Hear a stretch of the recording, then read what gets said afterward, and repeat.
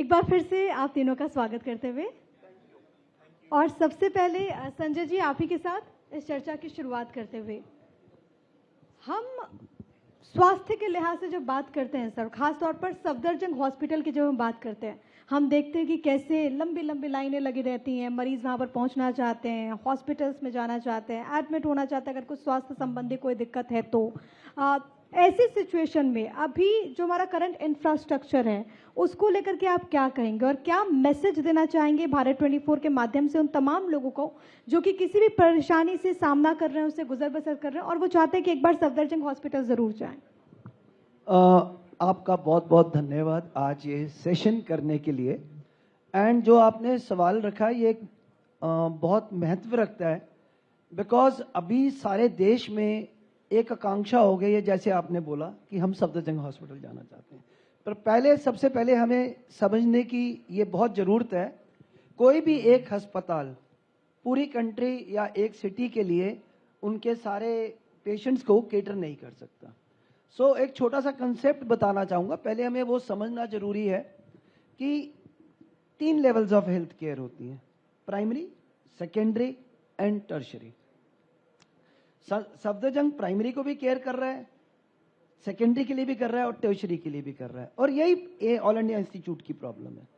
सो जैसे मैंने बताया, हमें हेल्थ इंफ्रास्ट्रक्चर को पूरी दिल्ली और पूरे देश की सुधारने की जरूरत है, ताकि सभी लोग एक अस्पताल में नहीं आए। अगर एक अस्पताल में सभी लोग आ जाएंगे तो यू कैन इमेजिन, तो लाइनें तो लंबी लगनी है।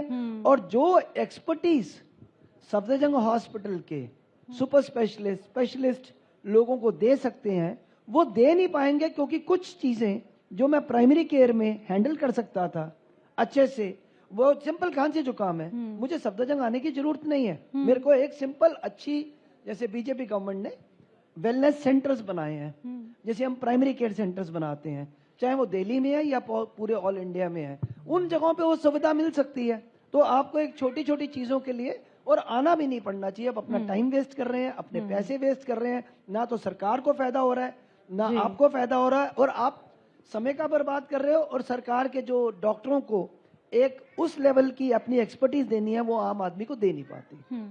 और आपने ये बहुत अच्छी बात कही, और खास तौर पर मुझे लगता है कि ये जो बात है कि इंफ्रास्ट्रक्चर को और बेहतर बनाने की ज़रूरत है ताकि किसी एक हॉस्पिटल पर बर्डन ना आए। अब मैं डॉक्टर कोहली आपके पास आना चाहूँगी, और कहते हैं कि आप अपने शरीर पर बहुत कम ध्यान देते हैं। आम लोग जो हैं वो अपने शरीर को नज़रअंदाज करते हैं। हालांकि कोरोना के वक्त में हमने देखा कि लोग बहुत ज़्यादा सचेत हुए, लोग बहुत ज़्यादा जागरूक हुए, लेकिन फिर भी आज भी ऐसे लोग हैं जो कि अपने दांतों का ख्याल नहीं रख पाते हैं।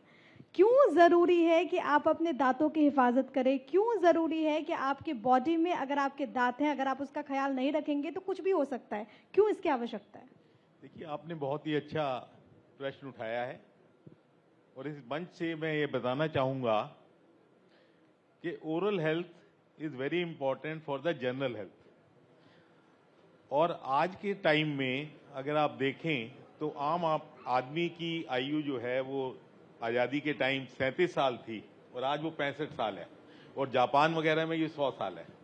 तो जब आप 100 साल तक जिएंगे तो आपको ओरल हेल्थ की तरफ भी ध्यान देना पड़ेगा। और अगर ओरल हेल्थ आपकी अच्छी होगी तो खान पान अच्छा होगा, पर खान पान अच्छा होगा तो जेनेटिक बीमारियों के टाइम में आपको ये दिक्कतें नहीं आएंगी। तो ओरल हेल्थ का बहुत ज़्यादा इम्पोर्टेंट है हमारी आम जिंदगी में। आज सुबह मेरी ICMR के डायरेक्टर से बात हो रही थी, वहाँ पे बात आ रही थी कि ओरल हेल्थ, प्रेग्नेंट वुमेन में ब्लीडिंग की, गम्स की प्रॉब्लम होती है, उसमें कुछ ऐसी चीज़ें भी सामने आई हैं कि उसमें प्री मैच्योर बर्थ भी हो सकता है, अंडरवेट चाइल्ड भी हो सकते हैं। तो we want to conduct research on that कि how much effect it makes on the health of a women when she is having the bad health. इस चीज़ को आगे बढ़ाते हुए मैं आपसे बताना चाहूँगा आम आदमी को कि ओरल हेल्थ का इफेक्ट आपके हार्ट पे भी पड़ सकता है, लंग्स पे भी पड़ सकता है, और बाकी शरीर पर भी पड़ सकता है। कि अगर आपको डायबिटीज़ है, ब्लड प्रेशर है, उन चीज़ों से अगर आपके दांत खराब है तो आम आदमी के मुकाबले जिस आदमी को ये प्रॉब्लम है उसको ज़्यादा बीमारियां हो सकती हैं। तो इन सब चीज़ों को देखते हुए, और दिल्ली में अभी देखिए 1 महीना हुआ एक सरकार को आए हुए, कल मैं अखबार में पढ़ रहा था, उन्होंने ओरल हेल्थ के लिए मोबाइल वैन्स का क्रिएशन किया, विच बहुत ही अच्छी बात है कि दिल्ली सरकार उसके ऊपर भी ध्यान दे रही है। In fact in this morning when I was talking to the health minister, chief minister of Delhi, तो एक चीज आम आदमी भूल जाता है और इस मंच से मैं आम आदमी तक ये पहुंचाना चाहूंगा और सरकारों तक भी पहुंचाना चाहूंगा।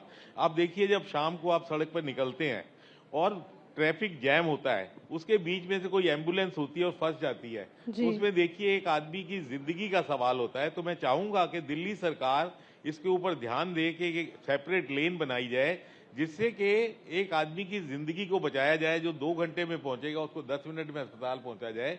तो कोई उनको इस के बारे में सोचना चाहिए आने वाले समय में, so that anybody who is not well, who is not able to reach to a hospital, there should be some service which can bring the hospital to the need of the hospital, और hospital का doctor वहां पहुंच सके, जिससे कि आम आदमी को ये मदद मिल सके और उसकी जिंदगी बचाई जा सके। बिल्कुल, ये आपने बहुत अच्छी बात कही और हम उम्मीद करते हैं कि आपकी बात यहाँ पर सरकार तक पहुंचे, और सिर्फ सरकार के स्तर पर नहीं, मुझे लगता है कि हर एक व्यक्ति, हर एक नागरिक की जिम्मेदारी है कि अगर वो रास्ते से गुजर रहा है, पीछे एम्बुलेंस है, तो आप जरूर एम्बुलेंस को रास्ता दें, क्योंकि एक व्यक्ति की जिंदगी का सवाल है। अब मैं अर्पित चोपड़ा जी आपके पास आना चाहूंगी। हमने एलोपैथी की बात की, लेकिन होम्योपैथी के लिहाज से और खास तौर पर आज के वक्त में हम देखते हैं कि पूरी दुनिया होम्योपैथी का लोहा मानती है। आप खुद, क्योंकि वर्षों से, और मुझे लगता है कि अगर मैं गलत नहीं हूं तो आपका पूरा परिवार इसी के साथ जुड़ा हुआ है।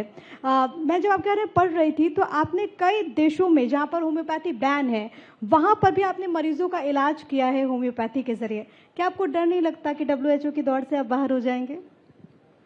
सबसे अच्छी बात आपने की कि मेरा पूरा परिवार मेडिकल साइंस से जुड़ा हुआ है। सर खुद बैठे हुए हैं। मैं सर बड़े गर्व के साथ कहना चाहूंगा कि 19 एलोपैथिक डॉक्टर्स के परिवार से मैं एक अकेला होम्योपैथी भारत के नाम के साथ सुपर स्पेशलिटी मॉडर्न होम्योपैथी का जो हम नया कंसेप्ट जो लॉन्च करना चाह रहे हैं, एक तरीके से एक रिसर्च और एविडेंस बेस्ड सिस्टम बना रहे हैं।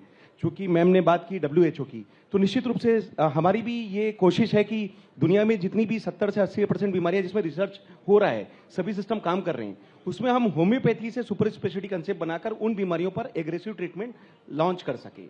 और इसके लिए बिना डेटा, बिना एनालिसिस कोई भी चीजें हम सक्षमता से नहीं रख सकते थे। इसलिए हमारा पहला दिन से ये कोशिश रहा है कि जो भी करेंगे सच के आधार पर करेंगे और उसको प्रूव भी करेंगे।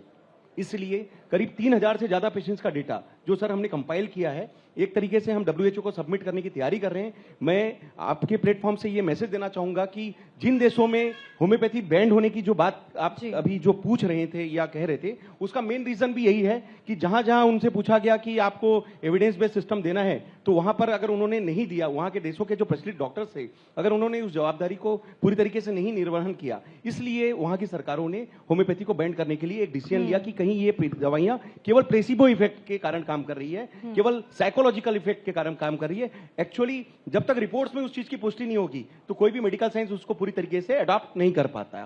तो हमारा चूंकि विजन ऑफ न्यू इंडिया जैसा आपका एक विजन है, मेरा एक विजन है इम्पॉसिबल टू पॉसिबल। ये मैंने एक बुक लिखी है जो कि आपके चैनल के माध्यम से मैं आज बताना चाह रहा हूं, vision of impossible to possible. ये बिल्कुल उसी केस पर बात करता हूं मैं, जिस पर लगभग कहा जाता है कि मेडिकल साइंस एक तरीके से काफी होपलेस हो रहा है या अभी भी रिसर्च की मुद्रा में है। तो ऐसे अगर करीब 3000 पेशेंट का डेटा अगर हम बताते हैं कि ऐसे पेशेंट्स को हमने ठीक किया है, चाहे वो कैंसर के स्टेज, लास्ट स्टेज के कैंसर जिसमें कह सकते हैं chemo radiation surgery, chemo immunotherapy, target therapy होने के बावजूद भी पेशेंट को रिस्पांस नहीं आ रहा है, और हम वहां से पेशेंट को 9 साल से खींच रहे हैं, 9 सेंटीमीटर के गठानों को होम्योपैथी से सुपर स्पेशलिटी कंसेप्ट का यूज कर गला रहे हैं। किडनी के ऐसे पेशेंट जो कि 21 क्रिएटिनिन तक पहुंच गए, जिनको डायलिसिस या ट्रांसप्लांट की निर्भरता पर जीवन मजबूरी या एक तरीके से उनकी एक आकांक्षा ना होते हुए भी उन्हें अडॉप्टिबिलिटी लेनी पड़ रही है, उसको हमने होप दिया है। 21 क्रिएटिनिन को नॉर्मल करके ऑटोइम्यून केसेस को हमने एक तरीके से जो ANA factor, RA factor, HLA-B27 ऐसे कई फैक्टर ऐसे होते हैं जो मेडिकल साइंस मानता है कि ये नेगेटिव नहीं हो सकते, उसको हमने अपने होम्योपैथी की दवाइयों से नेगेटिव किया है। और बिल्कुल ये काबिले तारीफ है। एक बार जोरदार तालियां इस बात के लिए जरूर होनी चाहिए। जहां पर लोग उम्मीदें छोड़ देते हैं, वहां पर अर्पित चोपड़ा उम्मीदें लोगों की बांध रहे हैं। अब मैं डॉक्टर सूद आपके पास आना चाहूंगी, क्योंकि जब हम बात करते हैं, और इससे पहले भी जब मैंने आपसे सवाल पूछा इंफ्रास्ट्रक्चर के लिहाज से, जब देश में कोरोना आया तो एक तरीके से हमारी परीक्षा थी। हमने देखा कि ऐसी महामारी से निपटने के लिए हम कितने सक्षम हैं। बहुत सारी चीजें जो कि एड ऑन्स हुई, और इसमें जानी माने हॉस्पिटल्स की तरफ से भी लगातार कोशिशें की गई, बेड्स भी यहाँ पर बढ़े।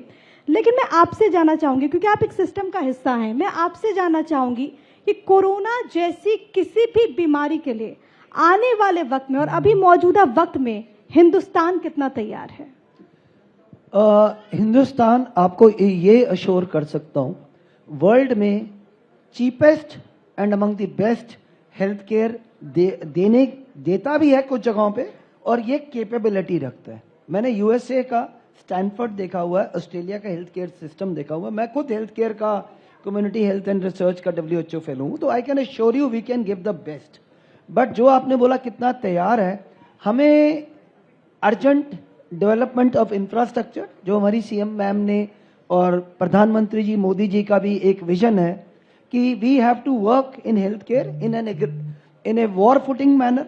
हमारे हेल्थ इंफ्रास्ट्रक्चर को इंप्रूव करने की जरूरत है। जैसे बहुत सारे दिल्ली के छोटे छोटे अस्पताल हैं जो बहुत अच्छा सेकेंडरी केयर का काम कर सकते हैं, जैसे मैंने अभी आपको primary, secondary and tertiary care का बताया, तो मरीज को बड़े अस्पतालों में आने की जरूरत ही नहीं है। वो अभी उधर स्टाफ की बहुत शॉर्टेज है, आपकी कई जगहों पे एक्सरे मशीन्स नहीं है, सीटी नहीं है, MRI मशीन्स नहीं है, अल्ट्रासाउंड्स नहीं है, स्टाफ पैरामेडिकल नहीं है, लैब इन्वेस्टिगेशंस की, तो बहुत कुछ जगह पे इंफ्रास्ट्रक्चर बना हुआ है पर अभी बेड्स ऑपरेशनल नहीं हुए। और अभी दिल्ली सरकार लाइकली है कि एक वॉर फुटिंग पे इस हेल्थ इंफ्रास्ट्रक्चर के, जो हमारे प्रधानमंत्री जी की भी विजन है, इस पे काम करेगी और यही सोल्यूशन है। हम वर्ल्ड के बेस्ट हैं दूसरी चीजों सॉफ्टवेयर में नहीं, इवन हेल्थ केयर में, मेडिकल टूरिज्म पे भी इस साल सरकार ने दिया to generate revenue, but we have to work with a mission. जैसे आपका भारत टीवी कर रहा है, एक मिशन से काम कर रहा है to improve the system. So if we do that, we can, I can give you the best in the world.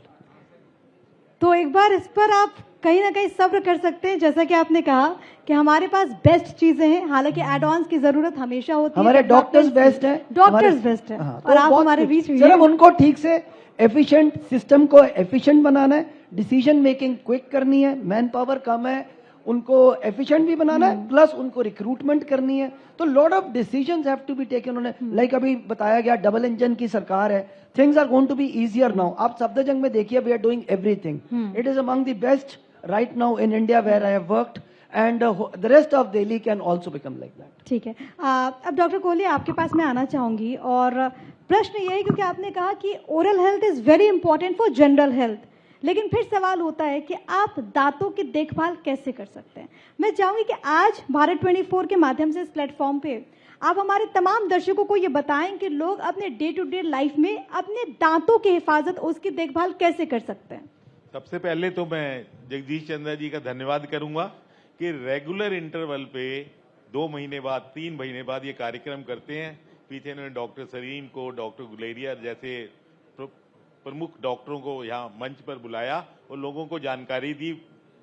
अब जहां पर बात आती है दांतों की, तो देखिए हमारे देश में अवेयरनेस कम है, तो इसके लिए बहुत जरूरी है कि स्कूल लेवल पे दांतों की इम्पोर्टेंस के बारे में चैप्टर अगर बुक्स में होगा, तो बच्चों को एक छोटी उम्र में अगर उन बीमारियों को रोक दिया जाएगा तो उससे बहुत ज्यादा देश का और आम आदमी का भला होगा कि दांतों में क्या क्या बीमारी। दूसरा सवाल आपने किया कि ऐसी कौन सी चीजें हैं जिससे कि दांतों के रोगों से आम आदमी को बचाया जाए। तो अगर आप हमारी प्राचीन पद्धति में जाएं तो हर खाने के बाद हम कुल्ला करते थे। आजकल हमारे यहाँ सॉफ्ट, ये जंक फूड है और सॉफ्ट फूड है, जिसकी वजह से दांतों के बीच में फंसा रहता है। और सबसे बड़ी चीज है, देखिए हमारे देश में हेल्थ के ऊपर गवर्नमेंट जो है बहुत नॉमिनल खर्च करती है as compare to USA. There the expenditure of the GDP on the health is much higher, but we are a developing nation. We cannot take an excuse कि उसकी वजह से हम ये चीजें नहीं कर सकते। तो हमारे लिए ये आम आदमी के लिए, ऊपर कर लेंगे थोड़ा, आम आदमी के लिए भी और सरकारों के लिए भी और हम डॉक्टरों के लिए भी बहुत जरूरी है कि हम जितनी जानकारी इस आपके माध्यम से, न्यूज़पेपर के माध्यम से और डिफरेंट कैंप के माध्यम से आम आदमी को बता सकते हैं कि आपको क्या क्या बीमारियां हो सकती हैं और उसके रोकथाम के क्या क्या चीजें हैं। देखिए दांत की बीमारी में सबसे बड़ी प्रॉब्लम है कि दांत में सेल्फ रिपेयर नहीं होता। अगर आपको चोट लगती है तो जख्म भर जाता है, हड्डी टूटती है तो वो जुड़ जाती है, लेकिन अगर दांत अगर आपका खराब होता है या कीड़ा लगता है या कैविटी होती है, फिर आपको दांत के डॉक्टर के पास ही जाना पड़ता है। बिल्कुल। लेकिन ये जितनी बीमारियां हैं ये सब प्रिवेंटेबल है अगर उनको प्रॉपरली केयर किया जाए। आप देखिए मुंह के रोग का कैंसर होता है तंबाकू खाने से, जो कि हमारे देश में बहुत ज्यादा प्रथा है, और उससे हमारे पास एक्साइज की भी बहुत ज्यादा आमदनी होती है। तो इन सब चीजों को देखते हुए हमें आम आदमी को अवगत कराना पड़ेगा कि आप इन चीजों से बचें और इन बीमारियों से बच सकते हैं। और दूसरा मैं चाहूंगा आपके माध्यम से जी। कि ये जो हमारे बड़े बड़े कलाकार तंबाकू का और इन चीजों का ऐड देते हैं, तो उनको ये ऐड नहीं, क्योंकि आम बच्चा जो है हमारा उसको फॉलो करता है, उस ट्रेंड को फॉलो करता है, चाहे वो इलायची के रूप में ऐड देते हैं। किसी देखिए सचिन तेंदुलकर कभी ऐड नहीं देगा आपको तंबाकू का। तो ये भी मैं इस माध्यम से कहना चाहूंगा, और ये बहुत जरूरी भी उसके है। दुष्प्रभावों को ज्यादा बताना चाहिए, बनिस्बत के कलाकार को देख के आप उसको फॉलो करें। ठीक है, आप मैं कुछ add on छोटा करना सा चाहेंगे? ऐड जी। करना चाहूंगा। यूएसए का प्रोबेबली हेल्थ बजट हमारी कंट्री के ओवरऑल बजट से ज्यादा, पर इसका मतलब ये नहीं है कि यूएसए की health care best in the world है। अगर उनकी मोर्टेलिटी कोविड में देखो हम बहुत ज्यादा बहुत ज्यादा थी। है। So ultimately USA is focusing more on curative medicine, बल्कि हमारे देश में प्रिवेंशन के ऊपर भी फोकस है और पब्लिक हेल्थ के ऊपर फोकस है। जैसे प्रधानमंत्री ने सबसे पहले जब प्रधानमंत्री बने सैनिटेशन के ऊपर एक फोकस लिया। तो अगर हम अच्छा पानी दें, अच्छी सैनिटेशन दें, आधी बीमारियां तो हमारी वहां से खत्म हो जाती हैं। अगर हम प्रधानमंत्री जी ने 119वें एपिसोड में ये बोला है, जो अभी मन की बात है, कि हम लोग अपना तेल का सेवन कम करें और अपने वजन पे कंट्रोल करें। और आपको एक छोटी सी चीज बताता हूँ, एक एवरेज इंडियन अबाउट 30, कोई 10 ml लेता है, कोई 100, पर अगर एक 30 ml लेता है और 10% अपना ऑयल कम करता है, 10%, मान लो वो 20 ml लेता है, तो 10 ml मेरा तेल बचा, 100 कैलोरीज मेरी महीने की कम हो गई। साल भर में मैंने 5 किलो वजन कम किया। और हमारा देश 2 करोड़ 60 लाख तेल इंपोर्ट करता है। अगर वो मेरा तेल 2 करोड़ टन, ये टन की बात कर रहा हूं, 2 करोड़ रह जाए तो मेरी फॉरेन एक्सचेंज बच रही है। और जो मेरा पैसा बचा वो मेरी दूसरी वेलफेयर कम्युनिटी, प्रिवेंटिव, पार्क्स बनाना, एक्सरसाइज करना, फ्रूट्स एंड वेजिटेबल्स को सस्ता करना। तो prevention has to be combined with curative and that is the thing for this for our country to make health care cheaper. बिल्कुल, और ये आपने बड़ी अच्छी बात कही कि किस तरीके से भारत भी इस दिशा में लगातार आगे बढ़ रहा है और लोगों को भी खुद से इसको लेकर के जागरूक होने की भी आवश्यकता है। अब अर्पित जी आपके पास आते हुए और एक आखिरी प्रश्न है मेरा यही कि आज के वक्त में जो युवा पीढ़ी है, क्या आपको ऐसा लगता है कि वो होम्योपैथी पद्धति से दूर होती जा रही है क्या? मेरे हिसाब से जो इंडिया में सबसे ज्यादा होम्योपैथी डॉक्टर्स की संख्या है, जो इस वक्त अगर हम वर्ल्ड वाइड देखते हैं, तो चूंकि इंडियन टेरिटरी में होम्योपैथी काफी पॉपुलर रहा है। लेकिन जो आपका क्वेश्चन है कि अगर कोई दूर हो रहा है तो उसके पीछे भी अगर कोई कारण होगा तो सिर्फ यही होगा कि लैक ऑफ एविडेंस। तो अगर मैं जिस सिस्टम पे काम कर रहा हूं, जो सुपर स्पेशलिटी मॉडर्न होम्योपैथी एक नया सिस्टम बना रहे हैं, उसका मुख्य उद्देश्य है एक एविडेंस, एक ऐसा सिस्टम बनाना जिसमें लोगों को इंटरेस्ट हो, लोगों को उसमें अपॉर्चुनिटी दिखे और लोगों को उसमें एक विश्वास भी पैदा हो।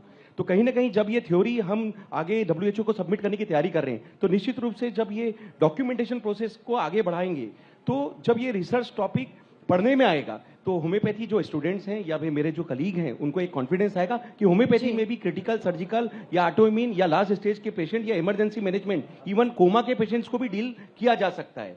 तो ये जो कॉन्फिडेंस जब बढ़ेगा तो निश्चित रूप से उनका इंटरेस्ट होम्योपैथी में आना चाहिए और ये बढ़ना चाहिए। और इसी नोट पर थैंक यू सो मच आप तीनों का हमारे साथ जुड़ने के लिए। Thank you so much Bharat 24 के मंच पर आने के लिए, बहुत बहुत धन्यवाद। A real big thank you to you for making the audience aware of these problems and where how the problems can be solved. Thank you so much, sir. Thank you.